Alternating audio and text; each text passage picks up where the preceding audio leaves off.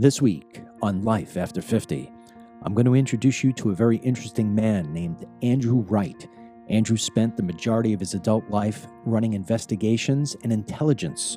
He looked at things like who's funding ISIS, the war crimes of Vladimir Putin, gang activity, and believe it or not, the diamond industry. This is one of those conversations that's so very interesting. So strap in, get ready, and here is Andrew Wright. So I've received feedback on our new program here, and everybody loves it. But one thing that I've gotten back is people saying, is there any way we could get somebody who's in their 40s who hasn't hit 50 yet, who's in sort of a transitional sort of phase? And my original thing was no, but then when I received a couple more emails about this, I said, you know what, I'll give it a try. And then I met you, and I'm like, perfect. This is a perfect example. So You're in your mid-40s. You were originally born in Canada, now a resident of the UK. Correct. But you have spent a few decades here around the world working investigations as an intelligence, we'll say, professional at various different stages. And I want to go over some of the intelligence that you've actually conducted, because you and I, when we spoke about this, when we met, and we've only known each other for a couple of weeks now. When we met, I hear intelligence, and then out of your mouth, it's Russia, Ukraine, diamond industry, gangs, dangerous gangs, and ISIS. Mm-hmm. And I'm like, all right, this guy has got a interesting story. So you did, was it for the Canadian government, the Canadian police, or the Canadian military? You did intelligence zeroing in on some of the most dangerous gangs there are in Canada. Mm-hmm. So who was that for? Was that for the police, or was that for the government? Throughout the domestic career, I kind of navigated all levels of government. So depending on kind of, where I was, it was like local police, provincial level authorities and agencies and task force, and then also at the federal level. So when you're in Canada gathering intelligence on, let's say, I think you said it was Somalian gangs was one of them. Yeah. What kind of stuff are Somalian gangs doing in Canada? I mean, what kind of crimes? Sudanese Somali gangs, particularly in Calgary, Alberta. They're doing all sorts of crimes, super violent stuff, and then they're rival to each other. So then there's just their violent interactions with each other, and then the consequences for the public at large. But it's everything from, just drug distribution to running prostitution rings, in conjunction actually with the indigenous population and stuff like that. When you're called upon to run intelligence on, let's say, a gang, and whether that gang is somebody like the Hells Angels or a Somalian gang or whatever the gang may be, MS-13, where do you even start? Do you start with, hey, they're trafficking kids, we need to zero in on how they're getting the kids and where they're sending the kids? Where does an intelligence gathering start?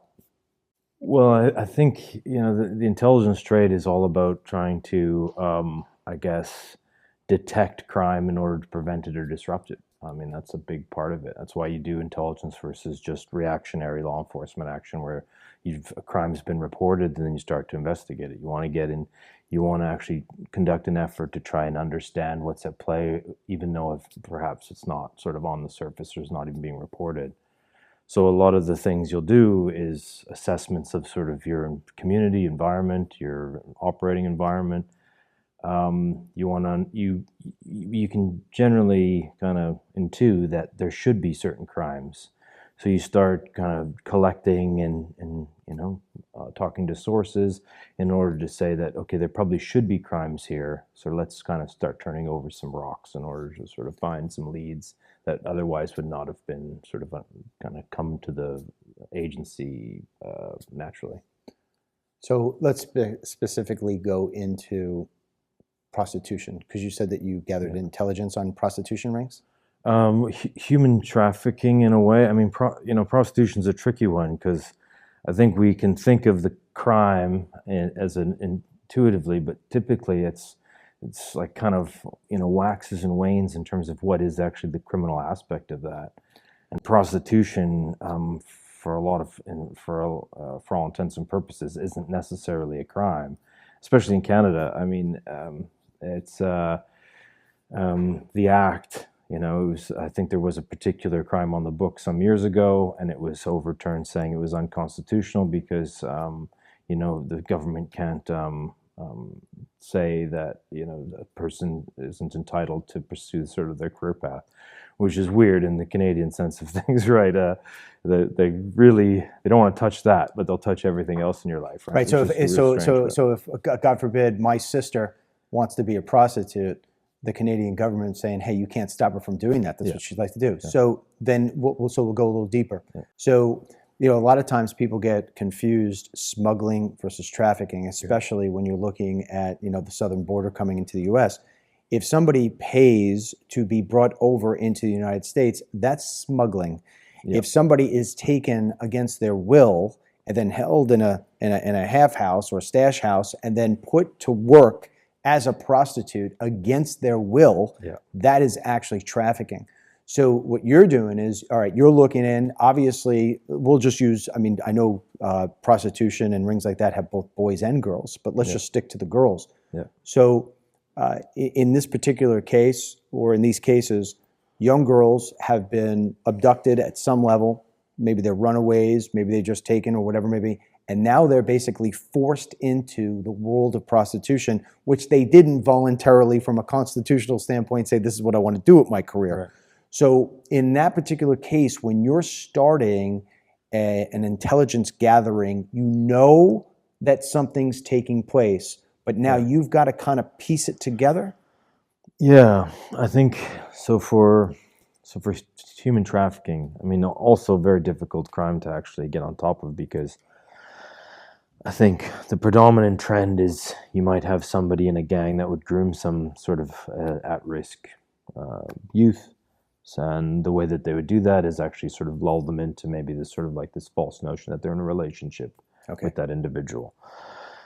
And then once they have that sort of element of control over them, that they believe that they're, in love, come with me, across the country, and we'll go over to this place and sort of, we'll make a lot of money as you're my girlfriend. Oh, but, in our gang, you have to sleep with all the gang members, and then this manipulation starts. Where that actually becomes super problematic, and this isn't just sort of a one-off example, this is sort of the thing you're up against, is when you actually engage with them, they don't in their mind think that they've been coerced, right, into something. And so that they don't really, they think, there's something has gone wrong, but they're not actually super aware that they've been coerced into this. They still feel that there's some emotional connection, and they don't want to admit that they've been a victim, and they don't want to admit to the fact that they've been sort of duped into this. So even sort of dealing with the victim, they don't actually want to play ball with you, because that's an admission that there's that there's wrongdoing. There's super wrongdoing. So plus they've got to be afraid. They've got to be afraid that if they rat out, a gang member is going to wind up chopping them into pieces. Yeah, absolutely. So even that's going to be your starting point, is there's a victim and the victim wants justice. But then in the minds of these oftentimes young women, they don't actually see that there's a path ahead. And so you don't really have a case, because you don't have that victim saying that, they've done some wrongdoing. We were in love, this is my boyfriend, blah, blah, blah. So it actually becomes quite difficult. So I think where you now, as a sort of an intelligence professional, you need to start looking at the cases or large sort of syndicates from different angles, not necessarily relying on the victim to actually come forward and make your case. So in terms of, an exercise we did was looking at kind of array of where, the, escorts or something may start or advertise, using, technology to scrape all the phone numbers that, some John might contact them on, and then cross-reference that with your police records to say, okay, who owns these phone numbers. And we did get, in that exercise, we did get lucky. A handful of phone numbers within thousands of escorts actually hit upon numbers that were attributed to biker gangs. And so that's where you start to say, okay, this isn't, there's something a little bit hinky here. Why is that phone number related to a biker, but it's her in an independent sense, actually, just pursuing her right to employment. All right. So using this case of the biker gang, let's just say Hell's Angels. Yeah. So if it's the Hell's Angels, and you're gathering that intelligence, and you sort of get your first ping, right? You're like, hey, this cell, that cell, communications, something's going on here. Right. There's an advertisement now going on that they'll you could hook these people up or whatever it may be, and you're starting to see what forms into this is how you commit this crime. It's funny you bring this up because you're familiar with Rudy Giuliani, right? Of course. Okay. Yeah. So I was interviewing Rudy Giuliani, and Rudy Giuliani was saying that it was very easy for him as a prosecutor to catch organized crime, because when you're going to prostitute a body or traffic a body, or you're going to steal a car and chop it up into pieces, or sell drugs, or to launder money, there's only certain ways to which you can do it.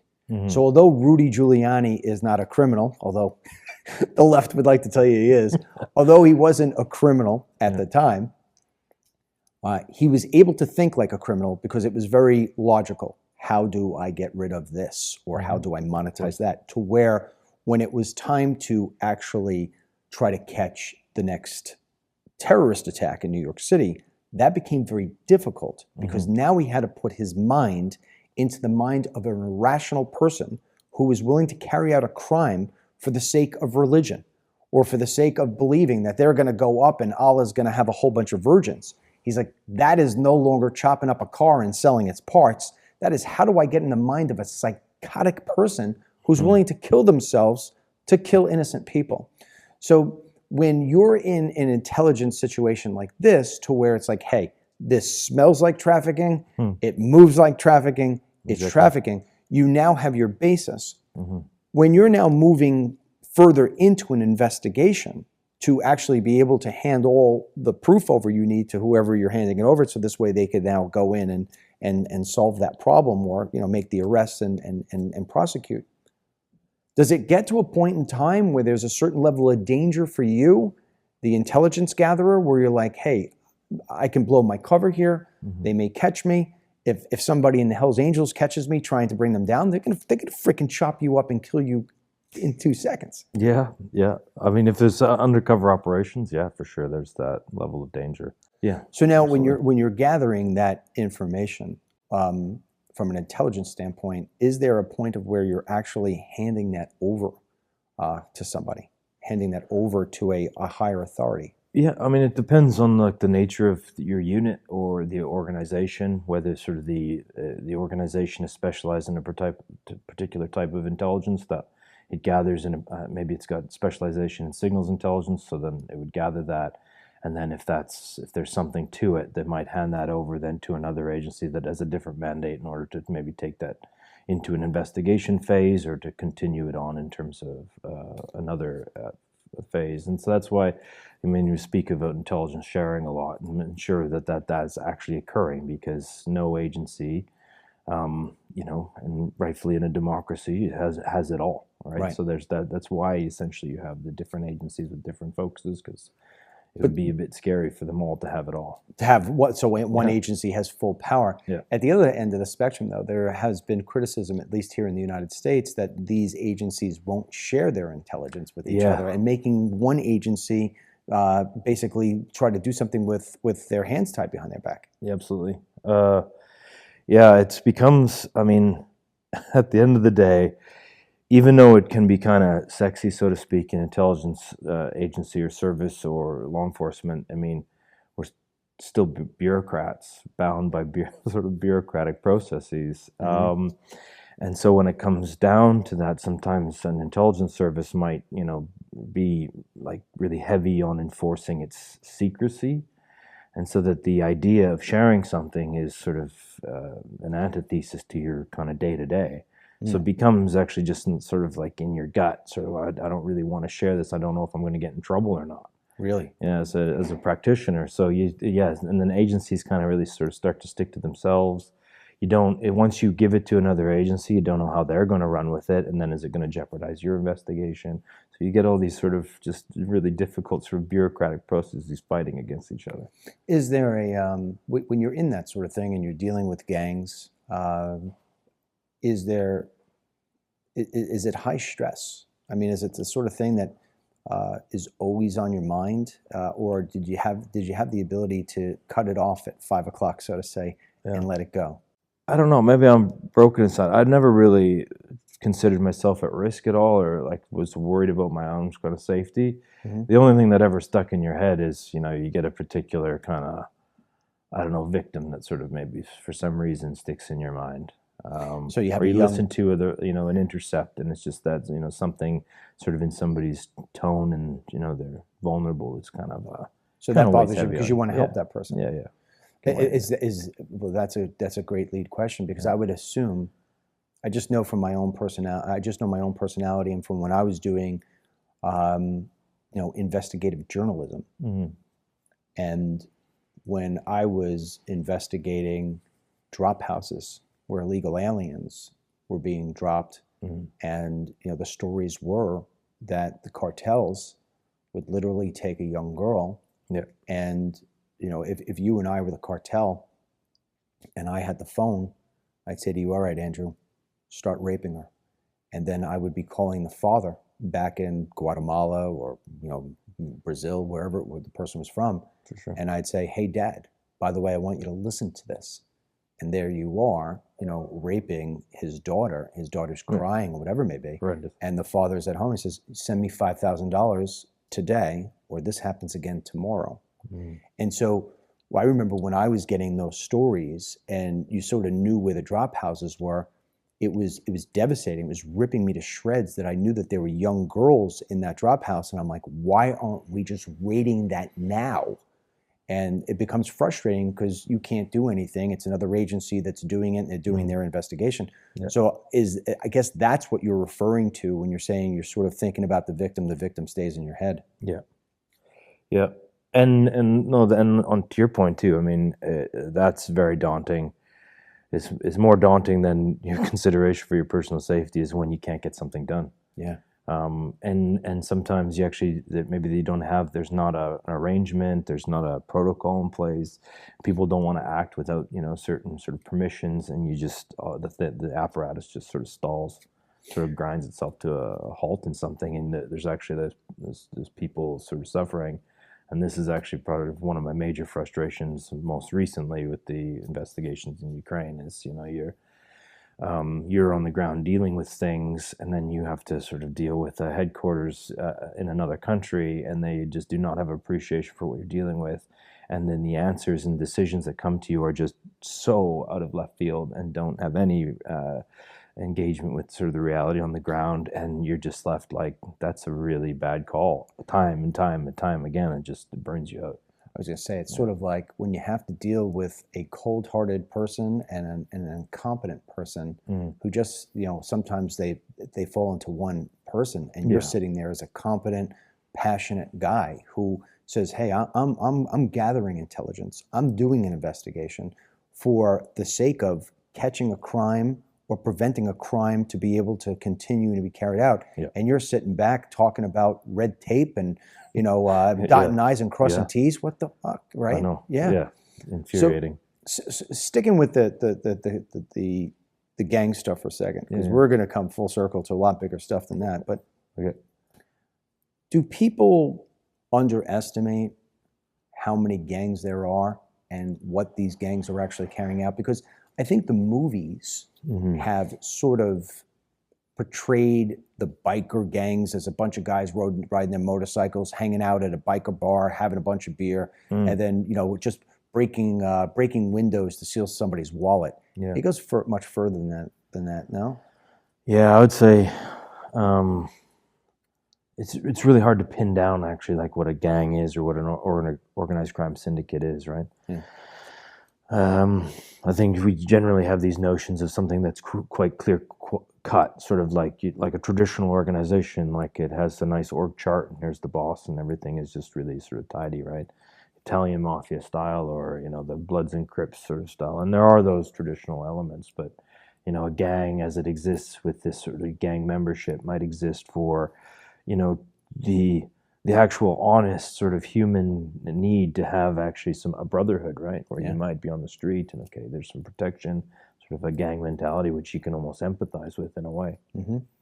But then when you get into like how those structures then translate into the actual criminal element, it just becomes super nebulous, like cross currents, different organizations commingling,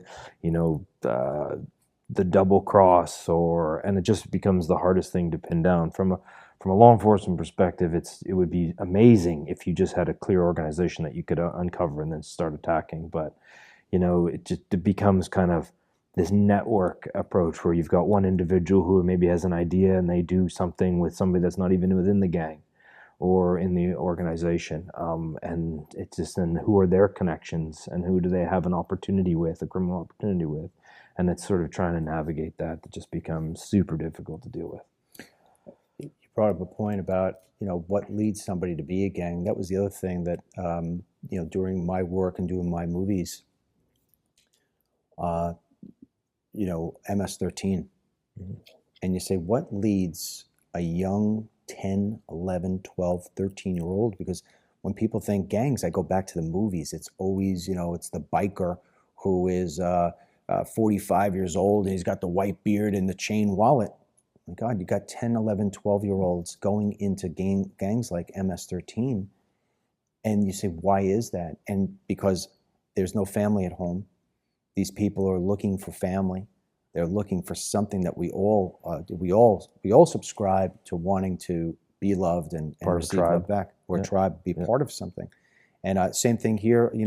Gangs that are in the United States that are gangs in a lot of the inner cities.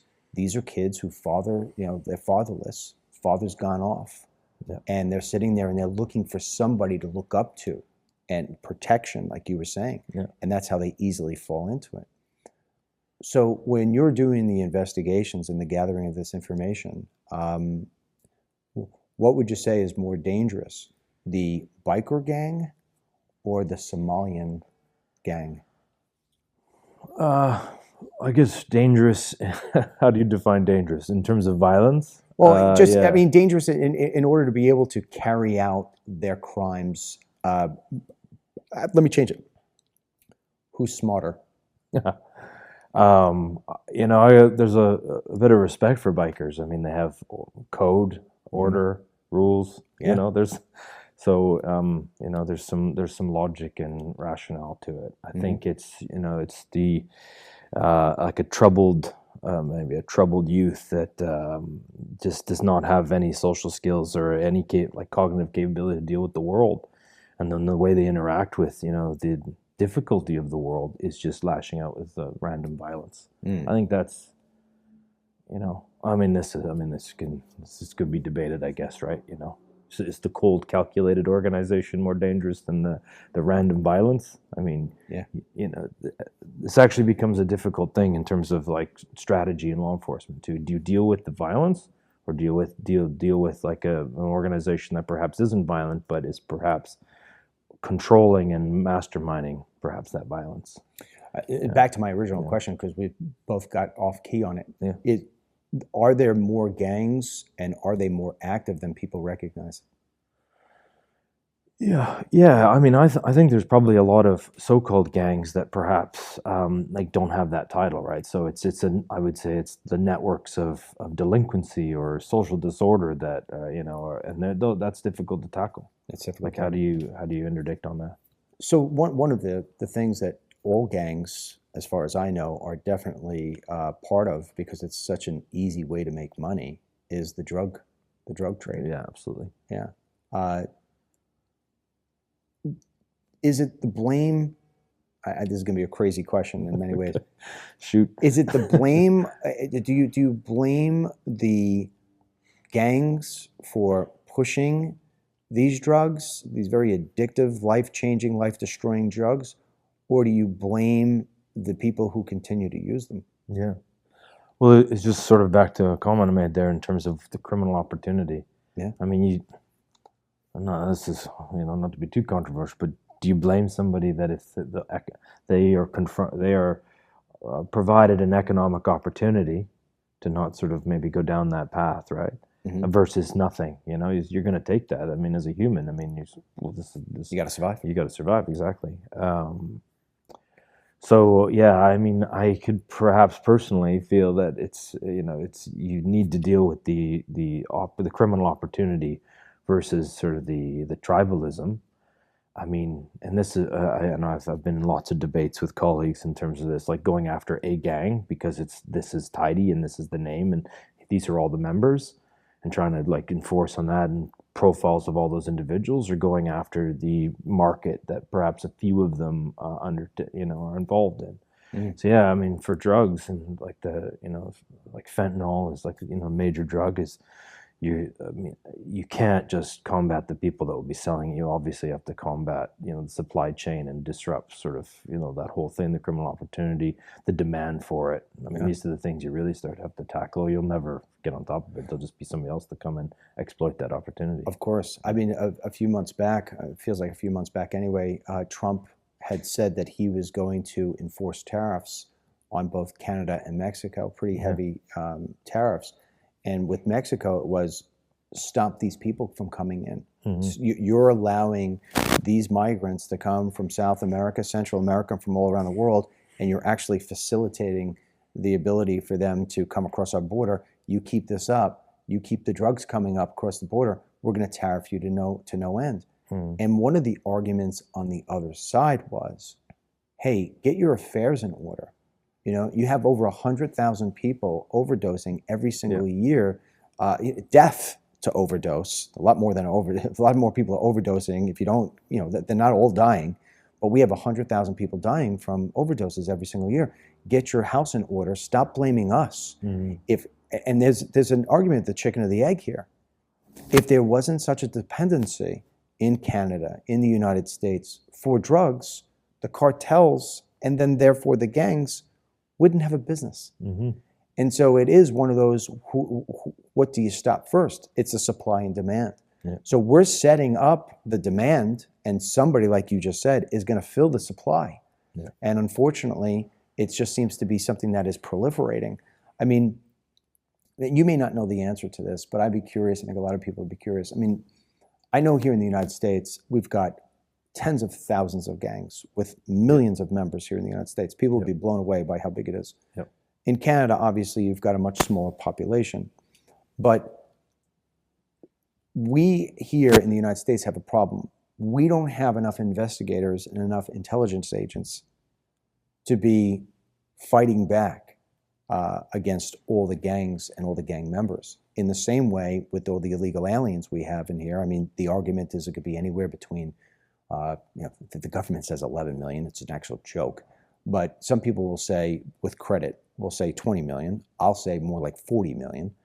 That's a big number. Meanwhile, we only have a couple of thousand ICE agents. Mm-hmm. It's like trying to stop the ocean from hitting the sand. Yeah. So in your case up there in Canada, are they suffering from the same sort of problem where the number of investigators and intelligence agents are pretty much outnumbered by the amount of crime syndicates there are? I guess the answer is you're right. I don't know the answer, but speculating on the issue. Resources is always a tough thing in investigations. Like, and it's the thing you'll always be like, we don't have enough resources to tackle this. That'll always be the answer. Mm. But I also think it's a matter of also trying to be smart in your approach to certain things. Like, if you're dedicated to a cause, I mean, even one person can do a lot. Yeah. So it's a matter of, I think, being strategic in the first instance, right? Are you focused on the right aspects of say, a syndicate? If you dedicate 100 officers to sort of one member, and you haven't made the right choice in the first instance, that's 100 officers kind of wasted. Yeah. So it does put, I would say that you'll always have resource constraints, no matter what jurisdiction you are. So it does put demand on being sort of more strategic and better in making the decisions up front and targeting certain things that will actually have a greater effect. And this is the force multiplier of intelligence. If it's operating correctly, you've got a lay of the land. You have a strong understanding of perhaps a network beyond and a particular gang. You understand pressure points, key individuals that you can maybe focus in on, and disrupting one person in a network might have a greater effect on the network rather than just trying to kind of tackle it all. So it puts a lot of demand on just being more intelligent, so to speak, in the first instance. You move over to the private sector at some point and start doing the same sort of work, but in the diamond industry. Yeah. So now you're going corporate. Yeah. And now, before you get into the explanation of how it is that you do things to catch diamonds or whatever it may be, and where you did it from, because you were doing it from Canada, just on the surface level, did you see a greater amount of resources and a greater will to catch the crimes through the corporate sector than you did through the government sector? Yeah, I mean, private sector, they do more with less and are more effective. Absolutely. Yeah, there's no doubt about that. Because they're dealing with their own money. Yeah, and they're dealing with greater consequence, actually. The consequences. Well, if we don't do this right, we will cease to exist as a business. Major differences, I guess, I saw was you absolutely doing more with less. More strategic decision making in terms of what you're going to tackle, and kind of just making sure that what you're doing is achieves an objective. You can't just do it, and you do see that just the waste that you see in these bureaucracies and agencies is just people working on. What are you working on? I was like, no, those are the people that couldn't play well with the other members, so they're on their own team now, just sort of killing time. It's like playing solitaire or something. This is why people wanted. This is why people wanted Trump. They wanted Trump because he took the business mentality of said, we're going to fix this, versus the government, the lifelong government agency person who wanted to become a House member, who wanted to become a senator, who wanted to become president. They all just sit around, they waste our money, they waste our time, and nothing ever gets done. And this is why people get frustrated. And that's why I knew the answer that you were going to give before you gave it, because there is a will within the corporation to solve it, or else we're not going to be there. So explain from a high level what your job was in the diamond industry, diamond fields, why they needed intelligence and investigations done. It was as an intelligence analyst for their security department, and so this was early in the career. Once I left the military, so this was kind of early. So I got this exposure. I wish it actually came way later in life, because then I would have appreciated it far more. I think actually, being a young, a kid, I had this notion that everything that is anything is done in the government. And now I've learned that lesson. That's not the case. Everything that's anything is done outside of the government. That's right. The government are always knocking on the door of those doing the real work. But so I was an intelligence analyst, and for the company that I worked for, working in that sector, they were my boss was an individual that came in and saw sort of the murkiness of that business and said, well, we want to be responsible as a corporate entity, and we want to make sure that there's no possibility to be complicit in any of the allegations of conflict diamonds or anything like that. So were the investigations done internally? So this way nobody was doing something bad internally that would give the company a bad name, in terms of like trying to pawn off counterfeit diamonds as being real? Yeah, and I mean, in terms of that intelligence, looked both internally and externally. So the partners or external entities that you might engage with, or external activity that could impact the business, or internally, it's internal bad actors or whatever. So it's kind of looking both internally and externally. But what was the key that you were trying to? Was it to stop counterfeit diamond trades? You were part of an apparatus that was seeking to disrupt perhaps the illegal enterprise, the things that lead the whole, supply and demand and sort of sector of conflict diamonds in the world. So you were sort of feeding the moral good, but there was also a bottom line to it. If we're seen to be complicit in this and we're not, we'll take a reputational hit, which could then translate into maybe a financial hit. Mm-hmm. So there was sort of this elegance between maintaining a moral path as well as actually maintaining kind of the corporate path as well. So I want to get a little sexy here, because everybody has. I mean, I just bought my wife and I, for the longest time, didn't buy each other Christmas gifts because we're like, every year you feel like you need to up last year's gift. I know. It's so stressful. It is stressful, right? Intelligence does nothing on buying Christmas gifts. dude, yeah. You are so right. Yeah. I have made some of the worst financial decisions of my life on Christmas Eve. Yeah. Trust me. Oh yeah. So for this Christmas, I was like, all right, it's been too long.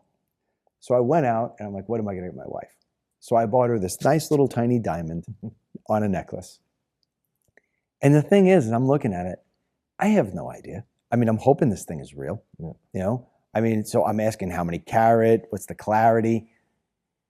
Her answers were nothing to me because I didn't know. So I was just trying to ask questions to make it sound like I was intelligent. Mm-hmm. The real question why I was how much?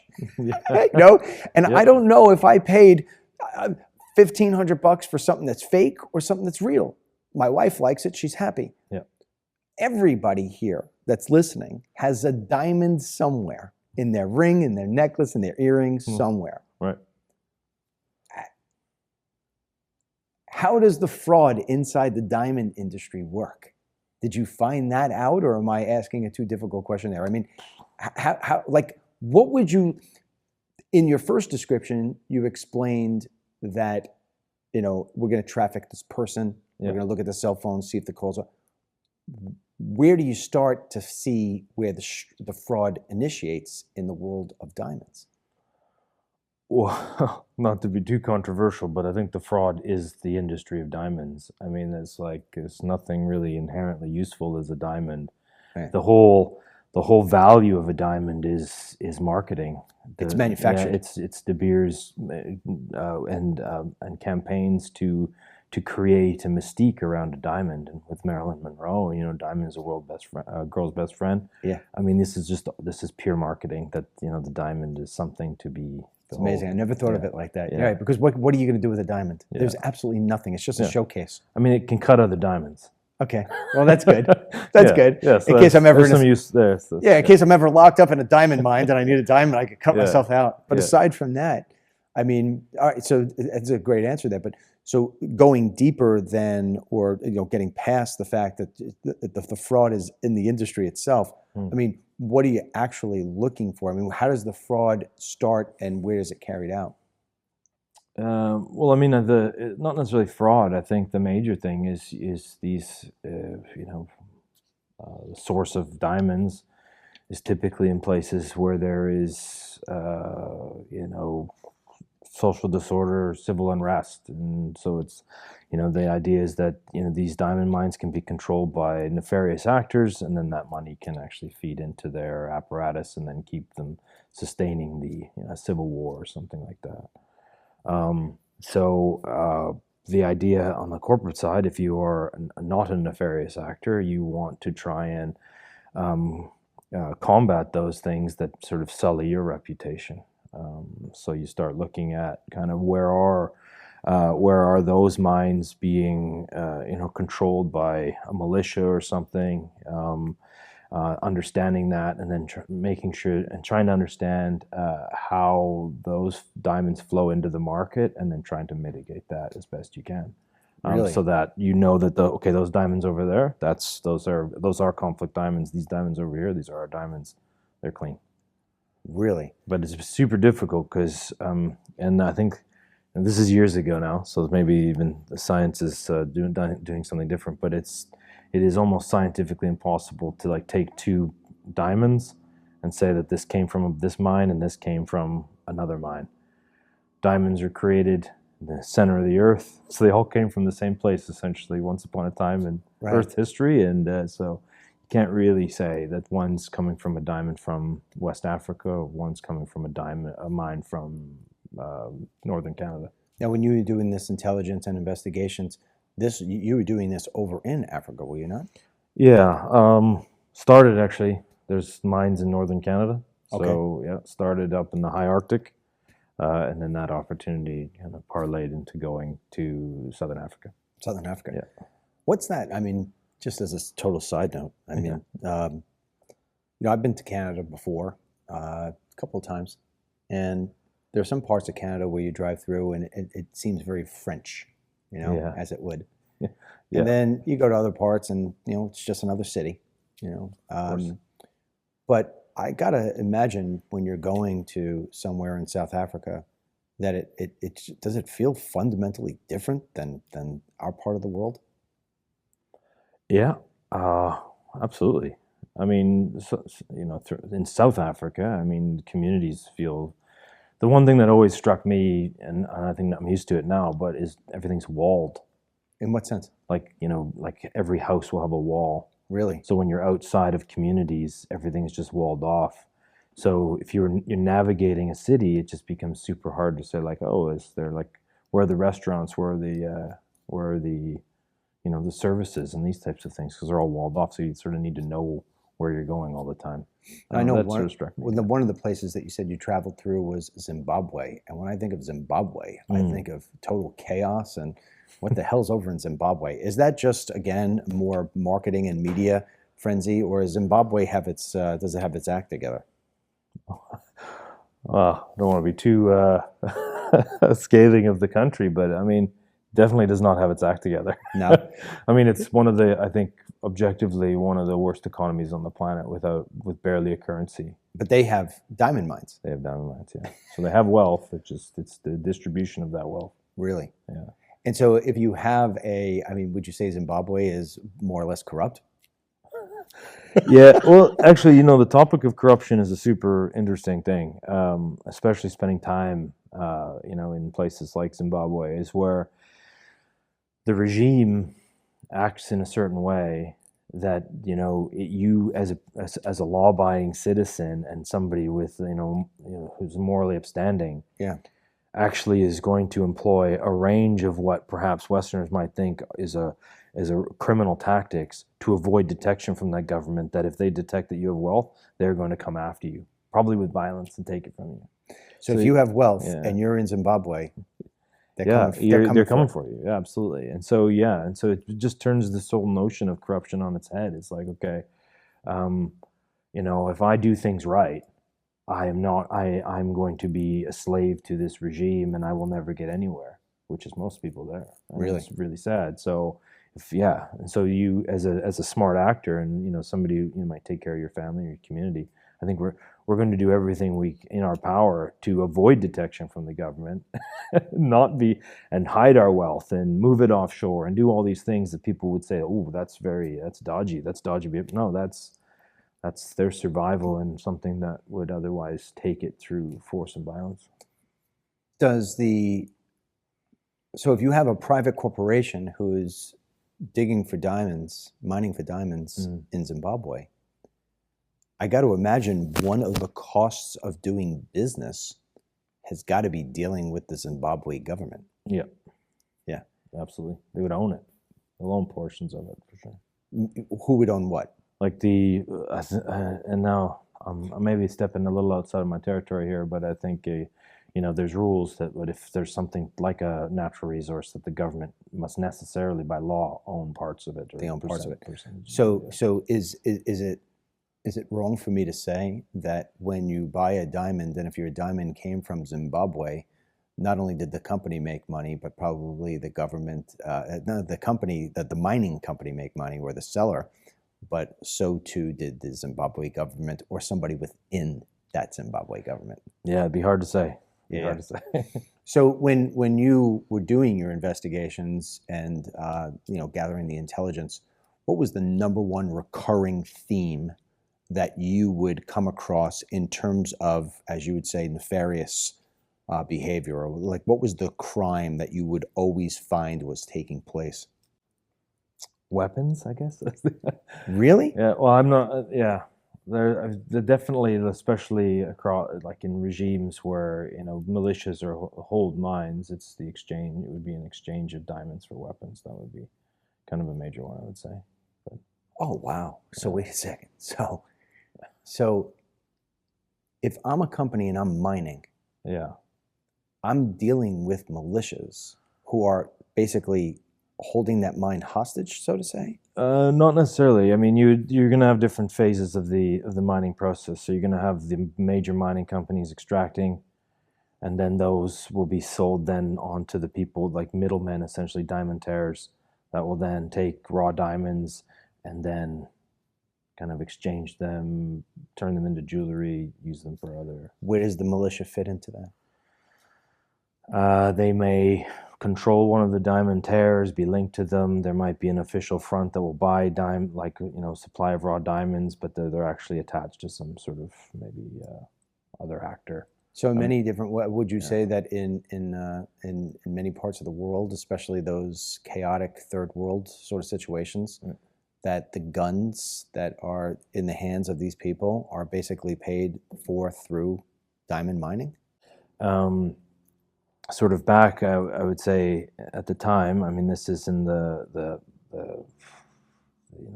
I guess the peak of the war on terror. I mean, and definitely there was even Al-Qaeda elements in West Africa that were using diamonds as a means of currency. I mean, one of the things that's emerged, in recent years is and although there's something to be said about this, but the idea that Bitcoin is being used for criminal enterprise because it's anonymous, you can move it over borders kind of easily. Yeah. I think all of the principles why we need to pay attention to Bitcoin and how it can be used for criminal enterprise are the same things that apply for diamonds. So it's just an alternative means of kind of maybe sending money, bartering for whatever commodity you need, that kind of thing. So just as a side note, and I know you're not a Bitcoin expert, definitely. But do you? I mean,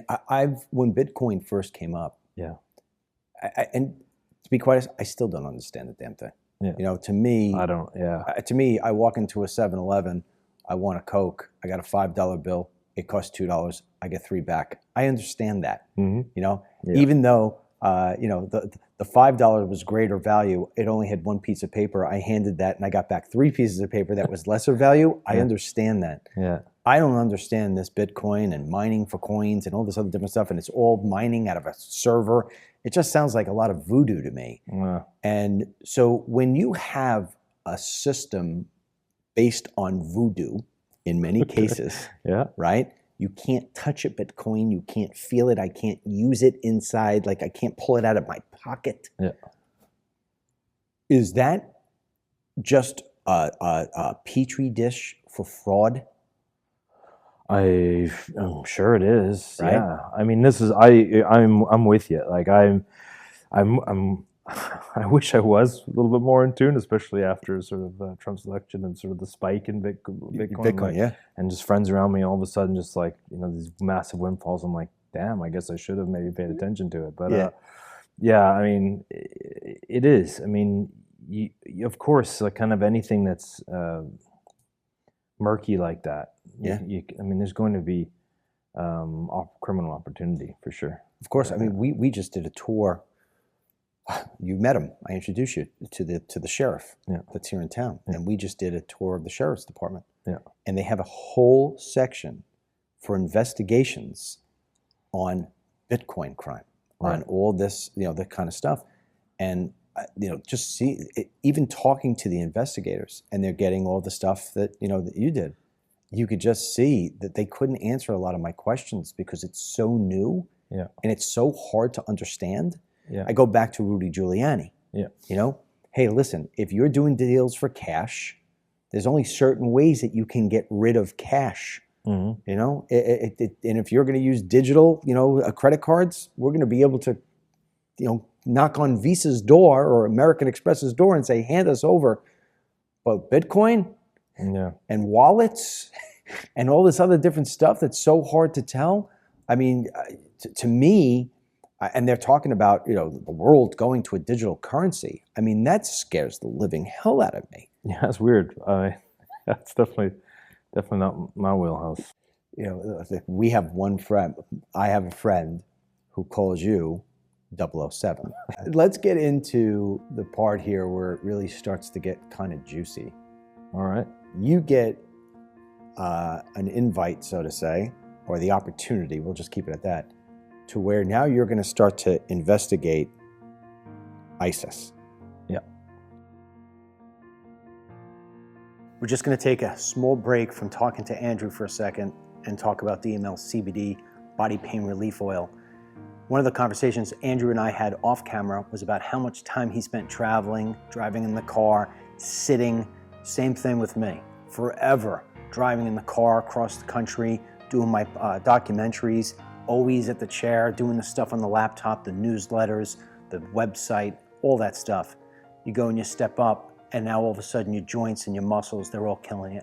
And that was bothering me for the longest time. And that's why my daughter and I came up with this Miracle Me formula with another girl who helped us develop it. It has 22 essential oils, aloe, and the most powerful CBD you can possibly imagine. You rub this on your body and all the pains seem to go away. It's unbelievable what it does. Now, if you look into why pain emerges, you'll understand how it is that the makeup of this Miracle Me is solving all of it by tamping things down. We have changed so many lives with Miracle Me Body Pain Relief Oil. It's the easiest thing in the world. You give it a little shake, you put it in, you rub it in your hands, you put it on your neck, you put it on your shoulders, you put it on your back, you put it on your legs. I put it on me everywhere, every single morning before I get dressed. It's amazing. Today, we're going to wind up giving you an opportunity to get it with a coupon, 25% off. Go to dmlcbd.com/miracle, MIRACLE, and when you're checking out, use coupon code ANDREW, inspired by my great guest today. That's ANDREW, ANDREW, Andrew, for 25% off. I am telling you, join the tens of thousands of people who have had their life completely changed. I don't care if you're 90, 70, 50, 30, you put this on, you will see pains go away like never before. Whether your knees, your hips, your neck, your arms, your chest, give it a shot. dmlcbd.com/miracle, coupon code ANDREW for 25% off. And now we go back to Andrew. When I think of ISIS, I mean, we just had this terror attack and they said, you know, the guy had the ISIS flag in his car, whatever. Yeah. I think everybody has the same feeling about ISIS. In fact, what triggers the mind. When ISIS first came, you talk about marketing for diamonds. ISIS was maybe the best marketer of all time.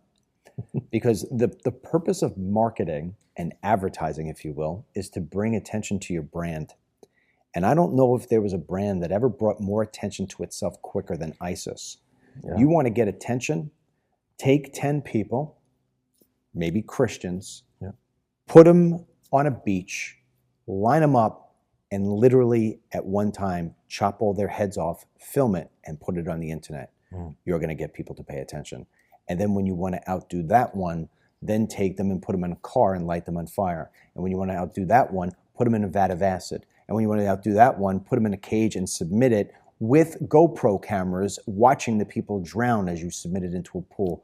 I mean, each video was a little bit more Hollywood-esque than the next. And it was like, oh my God, who are these people? And before you knew it, everybody was frightened of ISIS. You're called in to do what? The financiers. So the money movers that would have supported the regime at the time when they did hold territory. So you're going in to find out, in short form, who's funding ISIS. Yeah. When you get an assignment like that, I mean, clearly you already saw the videos. You know that these guys are holding nothing back. Yeah. And you're not Muslim. Right. Right. No. when you're doing an investigation and intelligence gathering like that, where do you start? I was being told by my bosses essentially the strategy that they thought was the best, which was to look at the other investigations that had started in terms of mass atrocities that ISIL had committed, and then to just look for any economic aspect of those atrocities, and then lead out from there. Now, one of the things we agreed to before you came on here is that we were not going to talk about who employers were or people that you were doing We could say Canada, but that's as far as we were going to say. This is not for the state. This is not for the state of Canada. Right. So and so you were doing these, and there's certain things we could talk about and we can't talk about. So we should kind of lay that out right now.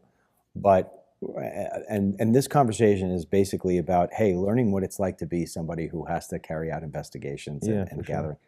But you're brought in to do this, and so now you're finding where the money's coming from. Yeah.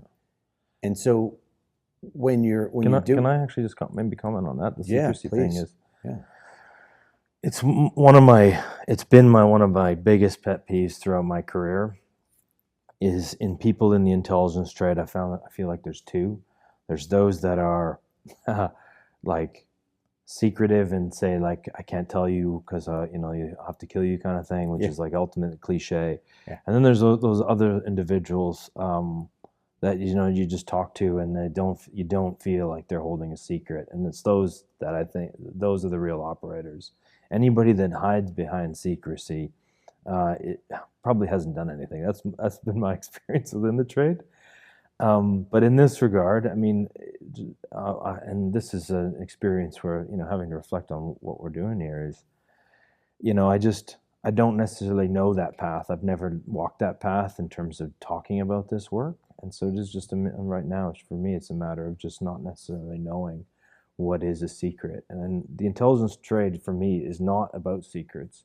Secrecy might be a tactic in a particular moment, but ultimately, I think this message of intelligence gets lost on a lot of people, that it's not, secrecy is not its aim.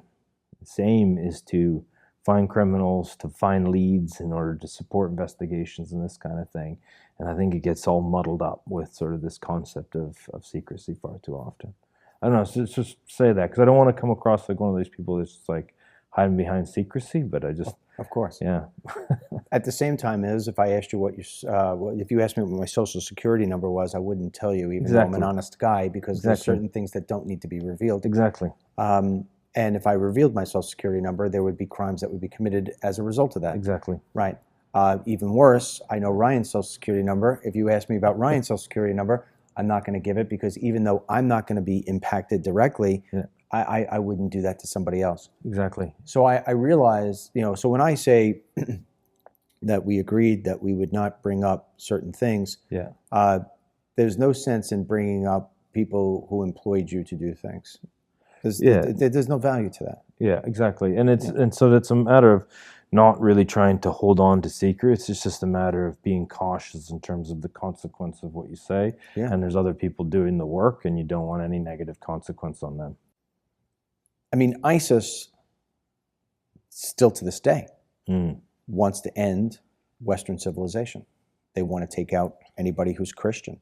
Yeah. They want the radical Muslim ideology to rule the world. That's a very dangerous thing. Very dangerous thing. I go back to Rudy Giuliani. To try to get into the mind of somebody who's ISIS, it's impossible. We don't think like that. If I say to you right now, hey, if you don't mind, I'm going to do the Our Father, and you say, I prefer you didn't do that, I'd be like, all right, fine. I don't think instantaneously I should cut your fucking neck off. But if you're a Muslim and you want to go and you want to do your prayer right now, and I say, no, you're not going to pray on my rugs, you're not going to pray in my place, you're not praying. It's just that simple. Yeah. I instantaneously become the infidel.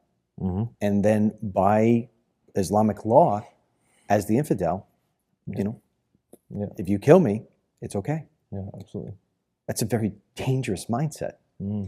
So it's very important for us to know who's funding these people, who's funding that. And so I think the job that you were, given is one of the most important jobs in in recent history. Let's go back. Mm-hmm. Day one, Andrew is sitting there. Day one, you're at a desk. Mm-hmm. What's the first thing you did? Panicked. Yeah. It was much easier chasing the diamonds. Yeah, exactly. No, actually the first thing I did was because the team was just me to start, and then I had to build that team out. Okay. And so the first thing I did is said, who can help me? Yeah. That was the first thing. Who wants to help me? Who wants to help me? And so throughout my career, met people that I know do good work, can trust, and will get the job done. So Yeah. I reached out to them and started to pull together people that, as contractors, that I knew I could rely on. That was probably day one. Did you find people to be like, yeah, I'll do that? Yeah, absolutely. More so for the we need to kill these guys off than how much money am I getting paid? Yeah, absolutely. Like even, one person that I employed, talking with her, she even says like that was some of the more rewarding work I've ever done, and still working in government. Yeah. So when you're really driven by a mission, that's the most rewarding thing. So then, day one, you hire your team. Yeah. Day two, assume is let's get to work. For me, it was not to start and the small indicators from these other investigations, from that organized crime investigation background. It was okay. Let's start where the money is. Go where the money is, and then we'll trace that back. I mean, and where was the money? Everywhere. Give me a couple of spots. When people say every Gulf, like throughout the Gulf region. Okay. Yeah. No. Are you trying to find the money being used by the actual member of ISIS? So the mandate that we embarked on was actually an atrocity financing kind of framework, which was odd. So we weren't necessarily looking for like the movement of money in the now in terms of funding terrorist acts. We were looking at the money that would have surrounded atrocities committed when it occupied territory. So it was kind of an international crimes. Yeah, we were looking backward and sort of the networks.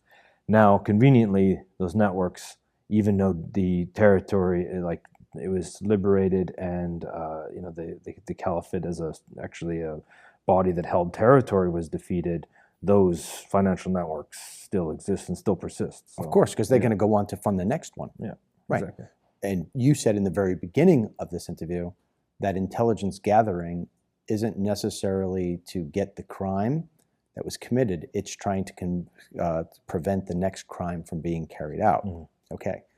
So when you say taking a look at atrocities, can you give me an example of an atrocity that happened? That you went back under ISIL? Yeah, that you actually looked at and said, that's a funny thing. Why do you call it ISIL and we call it ISIS? It's just whatever you fancy. It's the L is Levant. The L is Levant. So sort of a historical kind of label for the region. Okay. Yeah. Because it was funny, Obama used to call it ISIL instead of ISIS.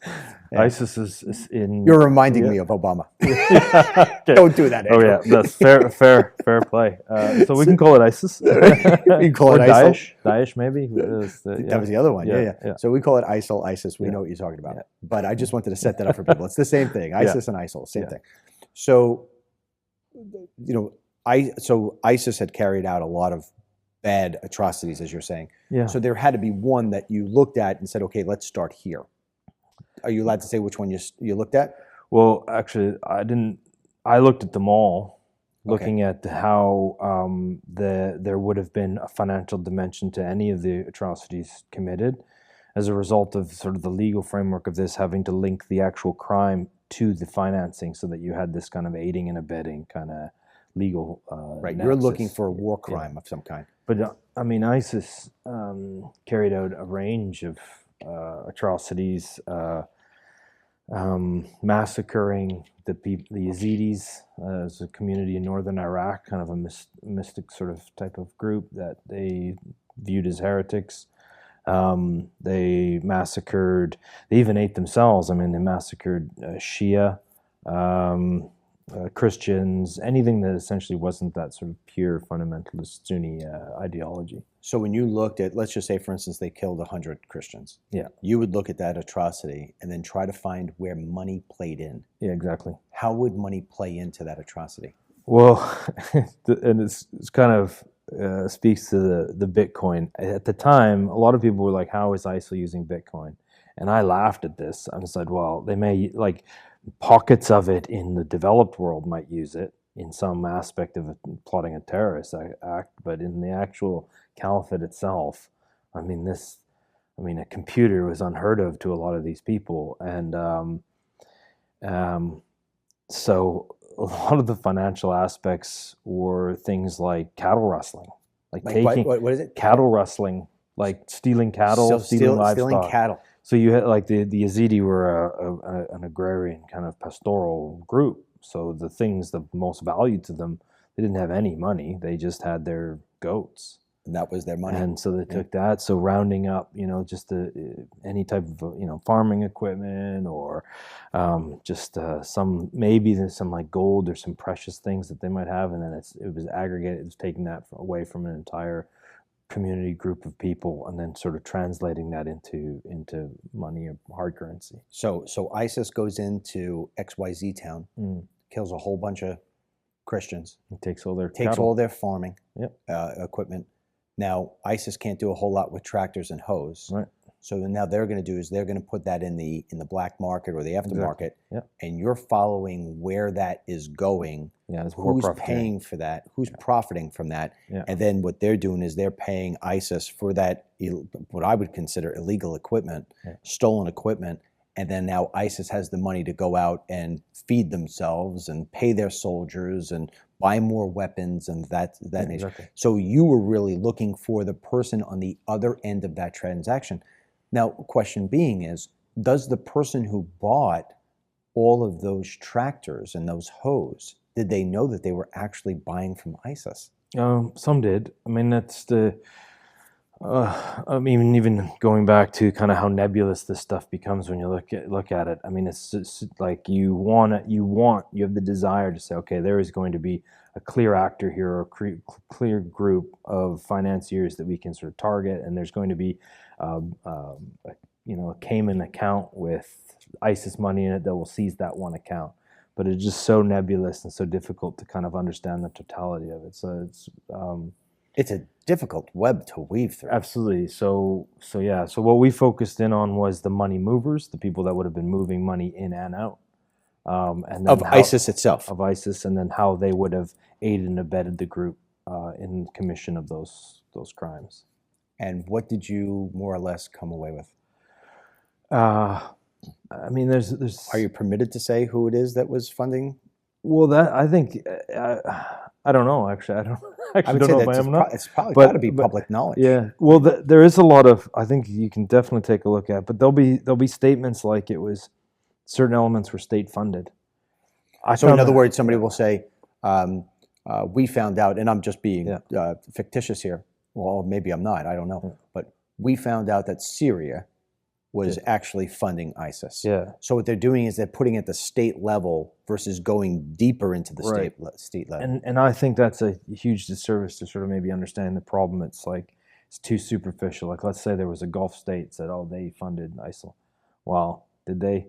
Was it a policy of that state to do it?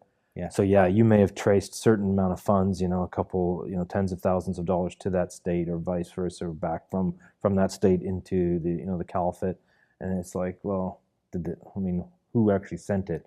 And Right. like any government, or any country, it's a consortium of just competing powers and people and ethnic groups and all sorts of things. So there might be a little pocket that's sympathetic to a cause, whereas on the other side of maybe the halls of government, there may have been an agency that would have been opposed it.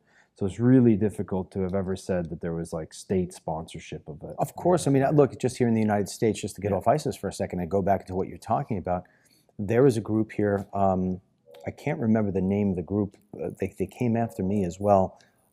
They formed out of nowhere, and they were going after conservative voices that were in the news business and trying to discredit us. So this way we couldn't get advertisers to run advertisements with us.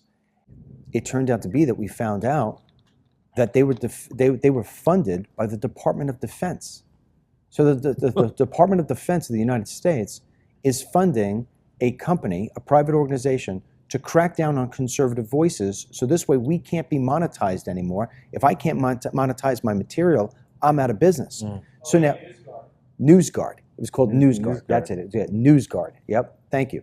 So NewsGuard. So NewsGuard is being funded in part with a grant through the Department of Defense. And you say to yourself, wait a second. Why does the Department of Defense want to crack down on conservative voices? Now, does the Department of Homeland Security agree with that? You know, does the Department of Justice, does the Department of Education agree with that? So you can have where one department goes a little rogue, takes their budget and spends it, and yet it's going to be, you know, the United States is the ultimate person who's going to pay responsibility to that when it's a news item. So what you're saying is that there could have been a department in a state that was actually funding it. Was your job to go find that department and the person within that department? No, that's too much of a political level. Okay. So we were looking at really the ISIL actors that would have profited and moved money specifically, but getting a bit too high. I mean, we didn't have the political chops to deal with that type of stuff. I hear you. So was most of the funding from ISIS coming from the Middle East? And this is the nature of the funding. So in a lot of ways, ISIS had generated its own wealth from the control of territory. So it was, for all intents and purposes, a de facto state. It had control over the local economy and all the elements of the local economy, which, of course, in oil-rich Iraq is oil and antiquities and this kind of thing. So for a lot of it, it generated its own wealth. It didn't need sort of like traditional funding like a terrorist organization might need. But then you had all of these foreign terrorist fighters or foreign fighters coming in to fight on its behalf. They, in some units, might have been funded sort of more broadly by benefactors, but in a lot of ways it's just, you know, rogue kind of, you know, people with a gang mentality perhaps looking for their tribe kind of coming in, and maybe their families would support them. So it was kind of like microfinancing in a lot of ways for a lot of the fighters themselves. So it's kind of this kind of mix of different things. The investigations ever come back and lead you to a country where you said, oh my gosh? Well, if you follow the money in the Middle East, you get to a lot of sort of murky places and a lot of, so-called corruption, right? So it instantly gets you to the holders of power, and ultimately then you're not playing an investigative game anymore, looking for bad actors. You would have to jump into a political realm where you're starting to deal with, like, you know, geopolitics, and so it has a ceiling. You can only take it so far, and then once you pass that ceiling, that's somebody else's. That's a geopolitical role. So let's just say, for instance, that in your investigation, you were led back to see that funding for ISIS was actually coming from the United States. Yeah. At that point, you just take it and you hand it over to your bosses. Yeah. And then you tap out, right? Yeah, exactly. You tap out. Yeah. And I would imagine, you know, I don't know if you'd want to say that sort of thing or not say that sort of thing, but did you ever come across anything like that, be it the United States or some other country, to where you're like, wow, they're involved in this? Or you never got that high in? No, we did. Locally, we did. So within Syria and Iraq, absolutely got to the, what do you call it, the annals of power? Okay. The channels of power? Yeah. Yeah. Does ISIS, the bad actors in Iraq, Syria, any of these places, do they know that you're doing these investigations? Yeah, in a lot of ways, I mean, you have to. I mean, there's no such thing as kind of like a supranational body that will go and investigate things. So you're always in a place at under the authority of whatever regime, which can make it dangerous. So you sort of have to do it right. You have to, stay in your lane a lot of times, or you'll be shut down. So where are you physically when you're doing these investigations? Myself, I was in Iraq. You were in Iraq doing it. I was in Iraq, yeah. when you're in Iraq doing it, were you ever in a situation where you're like, I'm surrounded by ISIS?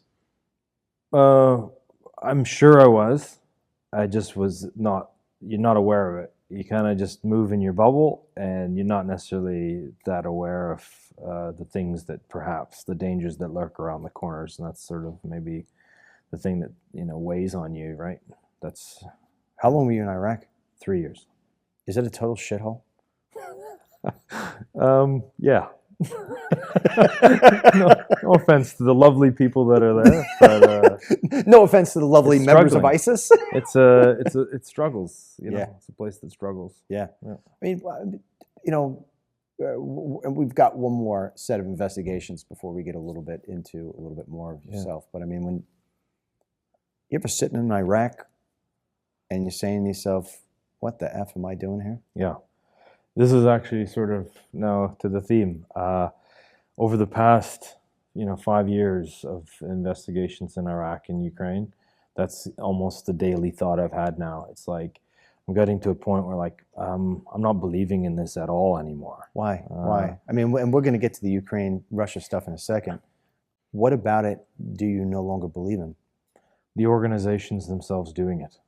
Meaning the people who are hiring you. Yeah, and the people around that surround it, and the people that necessarily it's not all. I mean, there's some great men and women that do this across agencies and across countries, but just generally, it becomes very daunting when you're feeling like you're fighting the organizations themselves rather than focused on the mission at hand.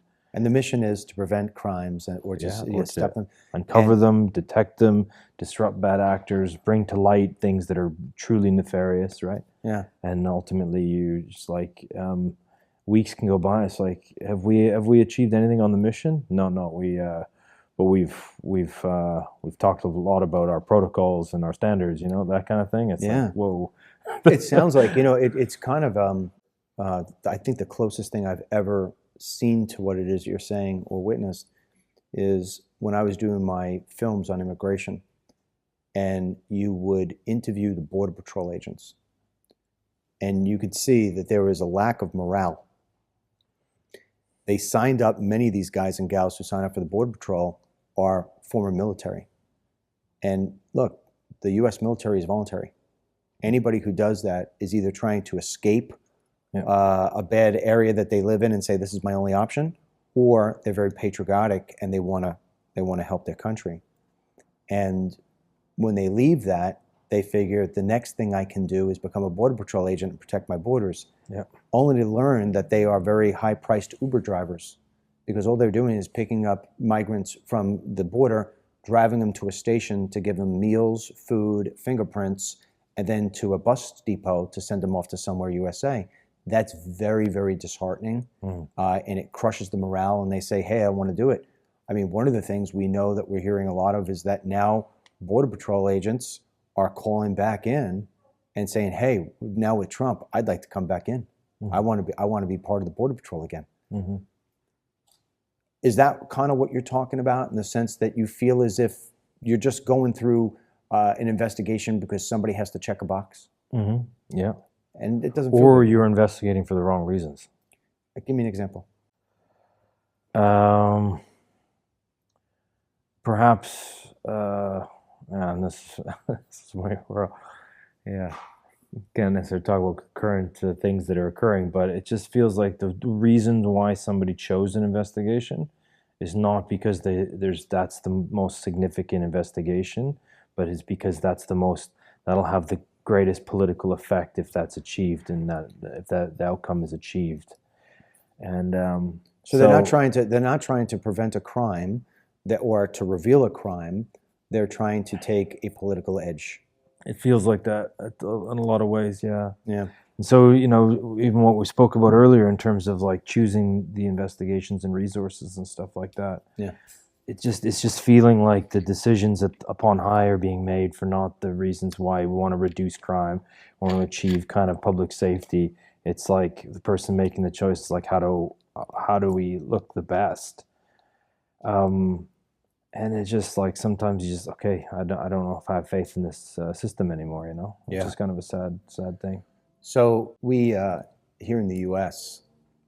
We've sort of had a problem with our intelligence agencies as of the last few years, and they're supposed to be gathering intelligence on things like gangs and crimes, and yet we found that they were doing intelligence on the president of the United States and his election teams and all this other different stuff. So I guess the question is, because I think people have lost sight of what it means to be a person who's in intelligence. So based on your investigations and your intelligence gathering and seeing how it is that ISIS was indeed getting their money and the people who were supporting them or the states that were supporting them to do it, I'm wondering if you come away saying, gee, that was easy for them, and if it was that was easy for them. In the same way that the cartels say, hey man, there's always going to be drug addicts in the US, we'll always have a market. Yeah.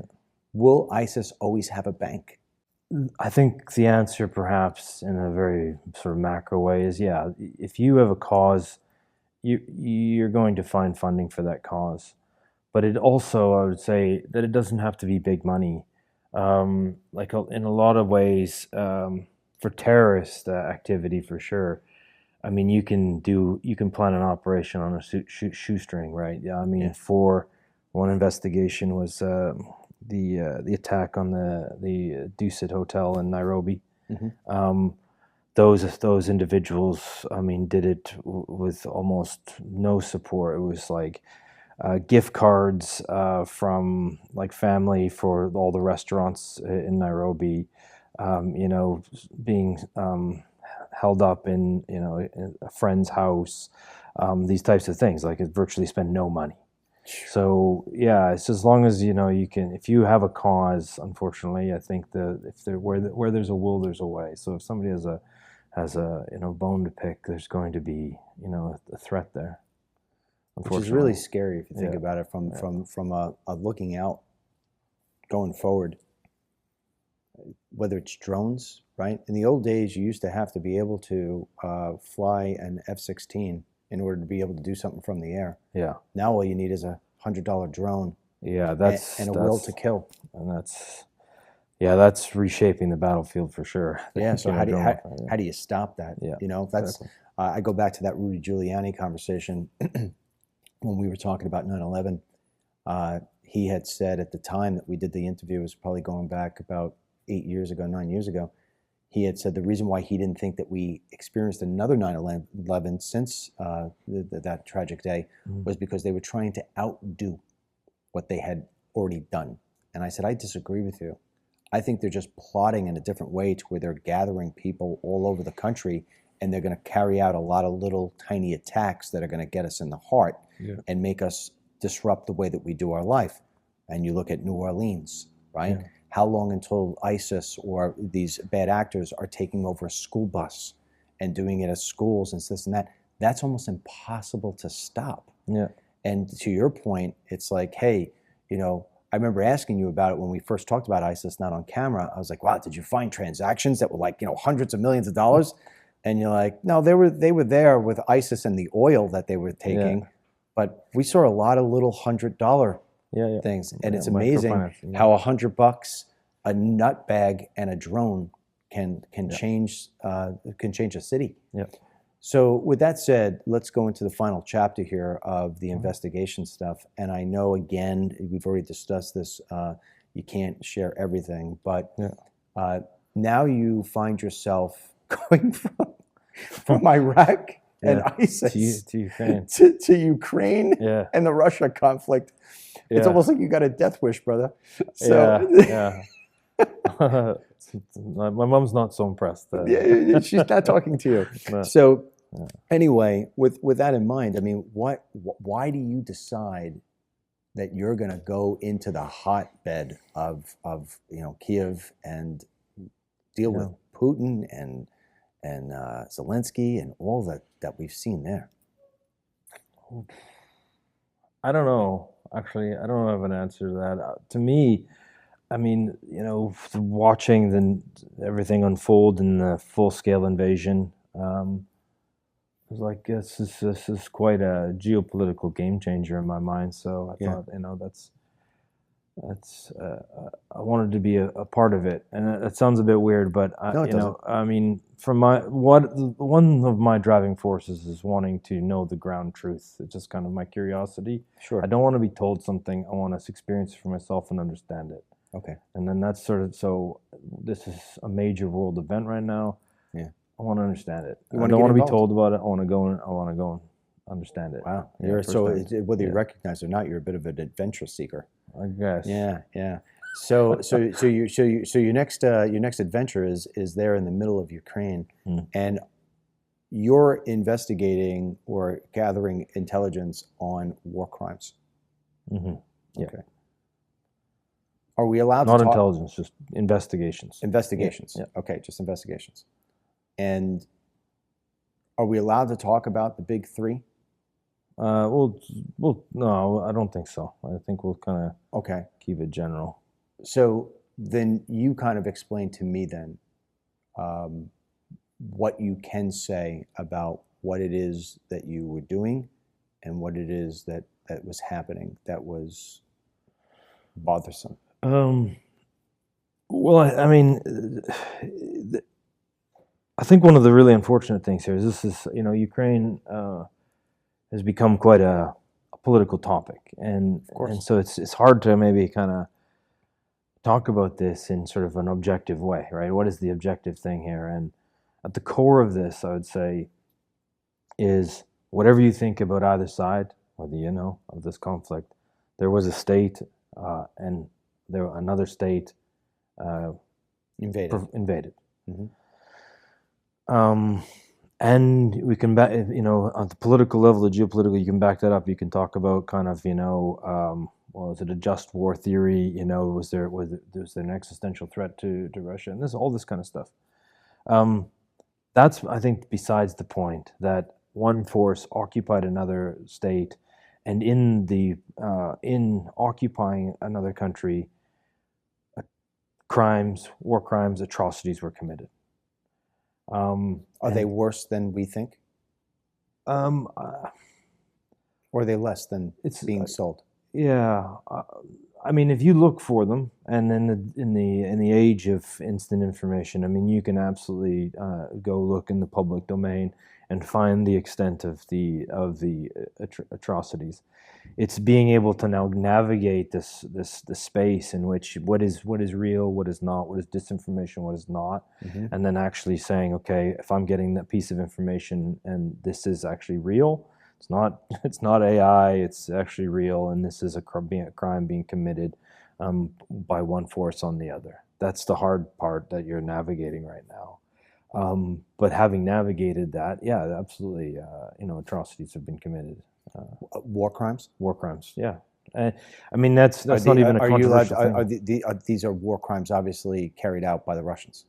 Yeah, absolutely. I mean, I don't think it's even controversial to say that almost in any conflict you would ever have, war crimes will have occurred. Right. There will be individuals or units or actors that just, unfortunately, the fog of war, the chaos of everything, it's war. Bad things, of course, happen, and in times those bad things will cross those lines in terms of breaches of whatever convention, Geneva Convention and stuff like that. It happens. One of the things that Americans have seen, especially on X, and I don't know.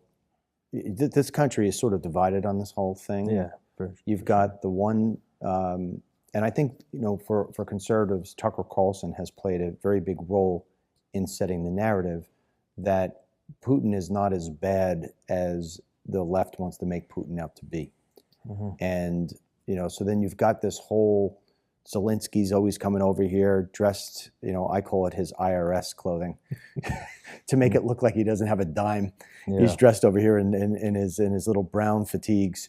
And then, people are like, yeah, when he's going home to his palace because we keep on dishing billions and billions and billions of dollars. And so the people of the United States who don't want to give over those billions of dollars, they look at somebody like Tucker Carlson, he's going to be like, hey, you know what? Putin's not that bad, right? Then you got the other side of it that wants to sell, mostly the Democrats, that Putin is the worst thing that has ever been, created since Hitler, and that he's carrying out all these atrocities, um, kidnapping people, torturing people, you name it, it's all been reported. So when you look at that, there's this division about what we should and should not do. One of the things that came out that really pissed people off was that there's new discotheques and bars and restaurants all being built, and like it's a happy-go-lucky place over there in Ukraine. Did you experience that? Did you see that things went from rubble to late night discos where it's all happy and hey, we're dancing on America's dime? Did you see that sort of thing, or is that did they just shoot film from one place and then try to make it sound like this was the sort of thing that was spreading wide? Yeah, my experience. I mean, the one thing about Ukraine is it's a bit of a weird thing to transition from 20 years of counterinsurgency towards this conflict that is very much conventional. There's hundreds of miles of front line, and that is where things sort of occur. And then there's sort of the rest of the country. Mm-hmm. Ukraine on a whole is not burning. There's the massive, intense conflict along a front line, and then missile strikes to hit targets. So if we were to do it in the United States, the front line is California. Yeah. They're not feeling it in New Hampshire. Or the parallel between Canada.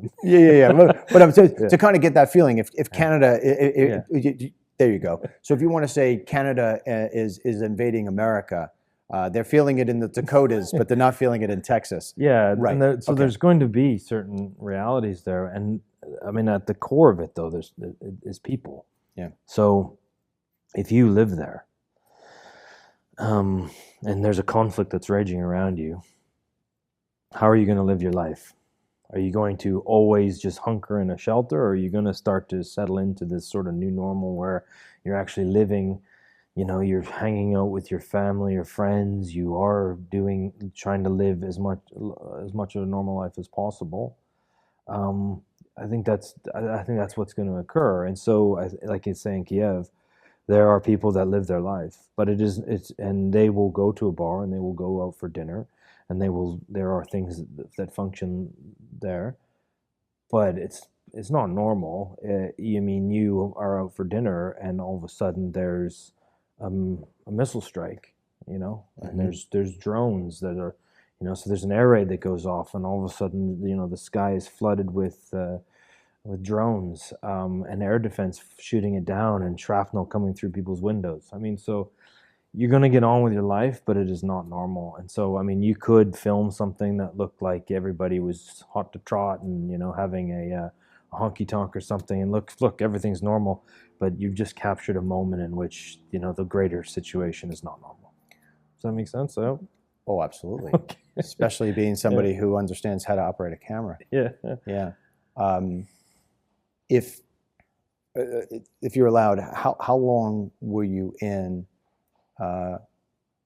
Ukraine? 2 years. 2 years. For the past 2 years. And almost exactly. Was it almost a daily occurrence that you were wondering whether or not you're going to get hit with a missile strike? Yeah, I guess to that sort of personal danger, there are people that it affected. It didn't for a few of us. It didn't affect us at all. We just kind of got on with it. An air raid happens, and then you start to joke about it. I mean, the normal thing is like, okay, anybody brand new, air raid goes off. It's like, where's the shelter? And then after you've been there for a time, it's like, okay, you don't go to the shelter anymore, especially in the middle of the night. I mean, you're not gonna. We joke about having a tactical duvet. You just sort of pull the covers over your head and just try to go back to sleep. So it just becomes super normal pretty quickly, actually. And then you're not really concerned with it. And you kind of have this mentality of it's your time, it's your time. Yeah. So I understand we can't talk about the investigations. Yeah. And I think everybody understands you can't, because it's unlike ISIS, it's still going on in terms of that sense. But it does, I kind of want to wind this up now with getting to the theme. 5 minutes here, but tell me about the day that you decide I'm done. Yeah, It was not easy. I had some time left on the clock, and it was exactly a moment when there was just too many things that were, I don't believe in this. There is so much nonsense that surrounds this, and I don't know what we're doing. The investigations. Yeah. Yeah. I don't know what we're doing, and I'm in charge of running aspects of these investigations, and I don't know what we're doing. Like, I can't make sense of it, and but yet you're sort of taking the punches politically internal to the organization. Kind of, you're out there on the front line of it, talking with victims, and they're telling you their story, and then you take that story back. And it is people that have just been their apartment has just been decimated by a Russian missile, and it's like, wow, that's mind-boggling. And then you take that back to others, and it's just deadpan, like they can't relate to it, so they dismiss it. And it was just this flurry of, I can't do this anymore, because. And it wasn't easy, because I'm feeling like a quitter right now, and Yeah. I hate that. And so it's like, have I confused the mission, and am I quitting on that mission? And I think that's the one thing, is the mission wasn't clear to me, and I didn't know why I was doing it. And so what am I doing?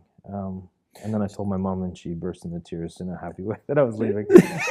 She's like, my son's coming home. Yeah. So getting on that, because that's a very, I can see, you kind of get caught up a little bit and choked sorry, up. yeah. No, don't be sorry. Don't be Yeah. sorry. It's a very difficult thing. I mean, Yeah. to be in a war zone, Yeah. and it goes back to what we talked about when we were talking about the trafficking in Canada.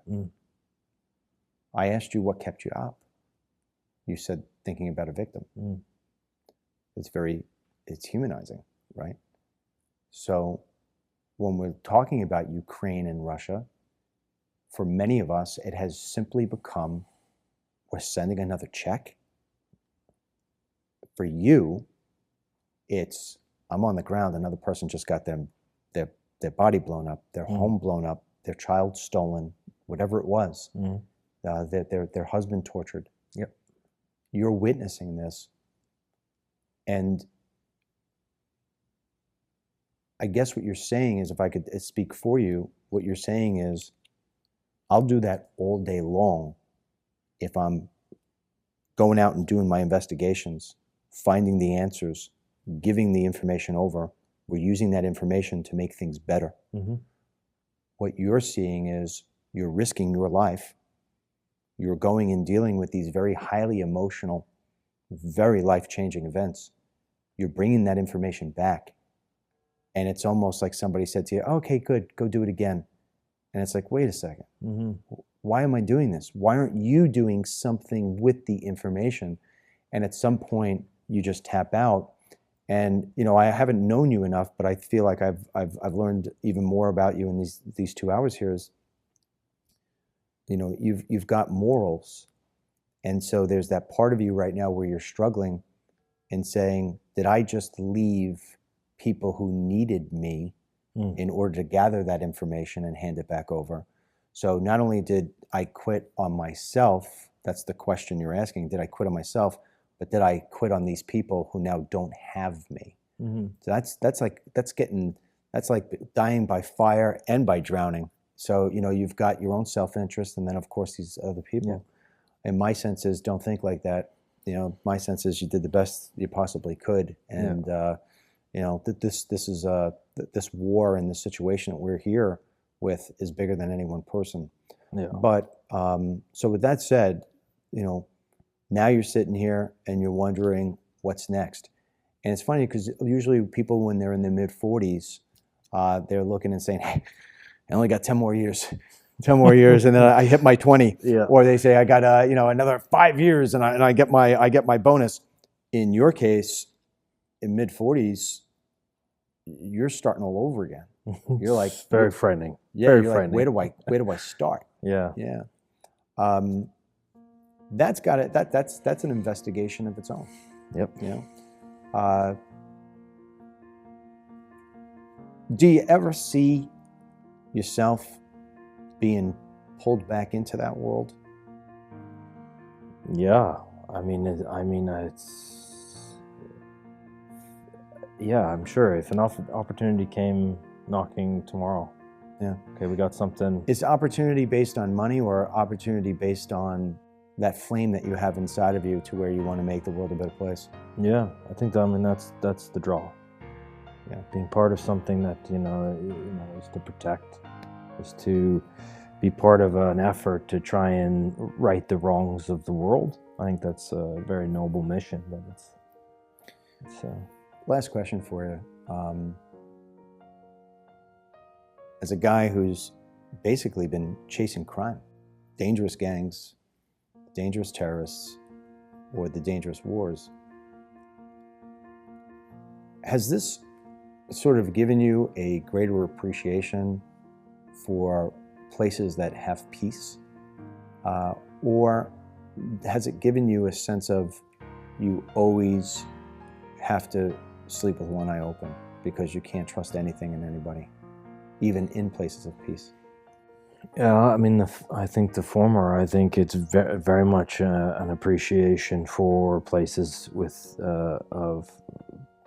peace, with like a calmness, and even as an outsider coming to the United States with all of the sort of rhetoric around the turmoil and culture wars and stuff like that. I mean, my perspective is, I mean, this is an amazing place because you can have those conversations. Yeah, and that dialogue is as crazy as it can actually as it gets.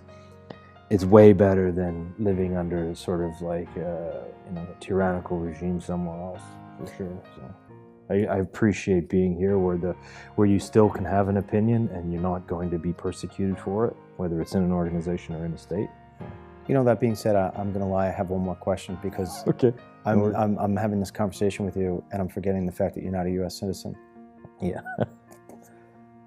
Do you think that Americans underappreciate the actual freedoms that we are given between the First Amendment, the Second Amendment, the right to carry arms, what have you? Yeah. The fact that you and I can sit here and have a conversation like this, where we could be critical if we want to, or we could be, we could say whatever we want. I mean, do you think Americans underappreciate the value of that based on what you've seen around the world?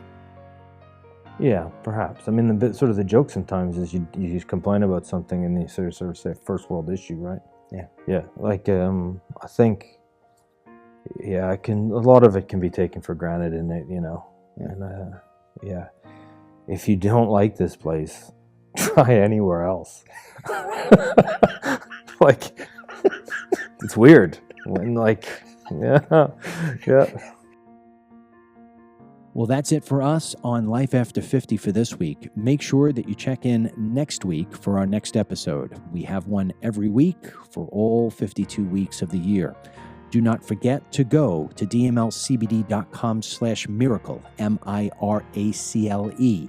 At dmlcbd.com/miracle, you can get a bottle of Miracle Me 6.7 ounce body pain relief oil with 25% off using the coupon code Andrew, inspired by obviously Andrew Wright today. That is, Andrew is the coupon code ANDREW at dmlcbd.com/miracle. Until the next time, may God bless you, your family, these United States, and for all those people who are living it up, life after 50. We'll talk to you soon.